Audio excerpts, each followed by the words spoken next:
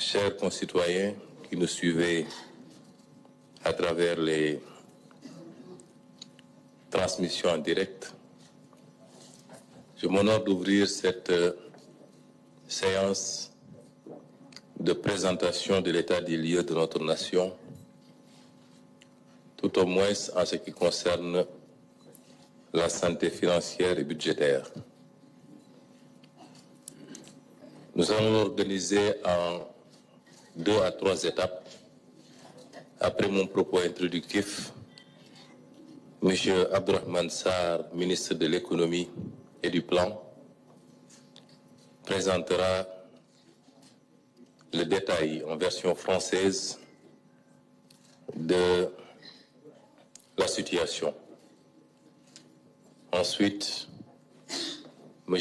Ousmane Diagne, ministre de la Justice, garde des Sceaux, apportera quelques précisions avant mes propos de clôture de cette partie en français.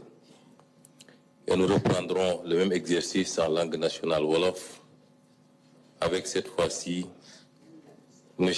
Al-Amin Lo, ministre secrétaire général du gouvernement, qui présentera la situation technique.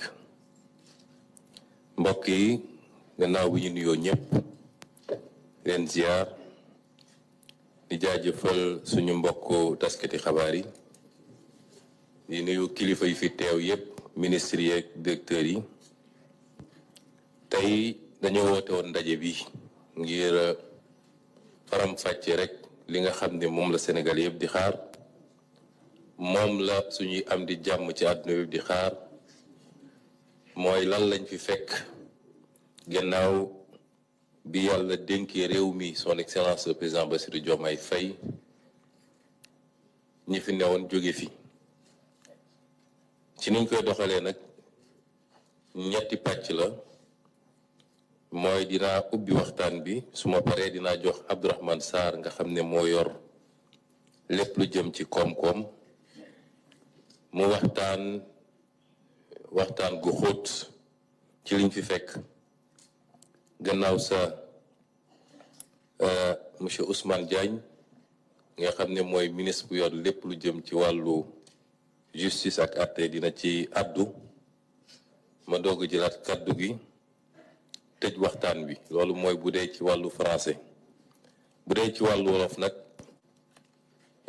Al Amin Lo mi nga xam ne mooy ministre secrétaire général du gouvernement mooy jottali li nga xam ne moom la Abdourahmane Sarr def ci kàllaama nasaraan.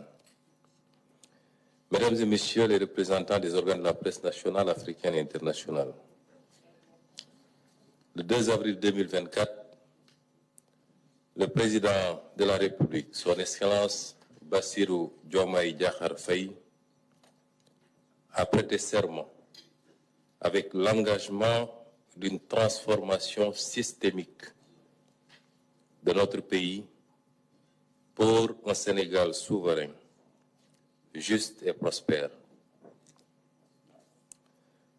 Fidèle à cet engagement qui exige la transparence, la redevabilité et la vérité vis-à-vis du peuple souverain, nous avons l'obligation, sur instruction de M. le Président de la République, dresser l'état des lieux dont notre régime a hérité. Et ce, avant d'engager l'immense chantier de redressement du pays. C'est pourquoi des audits ont été menés sur la gestion des deniers publics, allant des finances publiques, du foncier, du patrimoine bâti à la gestion des agences et des sociétés publiques. Les constats de ces audits font ressortir de la gabegie dans les dépenses, tant dans leur choix et leur qualité que dans leur effectivité et impact. Cette situation a induit des dérapages dans la gestion des finances publiques, favorisés par une mauvaise gouvernance, se manifestant notamment par la corruption, la concussion, les détournements de fonds et l'accaparement de biens publics par des privés dans tous les domaines. Deux thématiques seront abordées au cours du présent point de presse. C'est une option. Nous ne pouvons pas dresser en un seul point de presse tout l'état des lieux, au risque d'ailleurs de diluer les aspects les plus importants dans les aspects qui ne relèvent que de l'anecdote. Et c'est pourquoi nous avons choisi pour ce premier point de presse de ne traiter que deux éléments qui nous semblent essentiels au regard de leur impact négatif sur la situation du pays.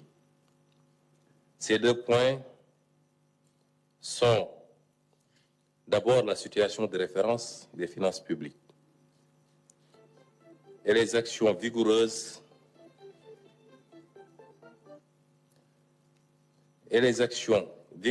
en termes de réforme pour prendre en charge dans les délais requis les dérapages enregistrés et jeter les bases d'une transformation systémique. C'est un premier point qui est important.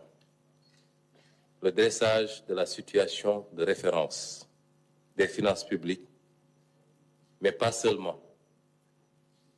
Les actions vigoureuses en termes de réforme pour prendre en charge dans les délais requis les dérapages enregistrés et jeter les bases d'une transformation systémique.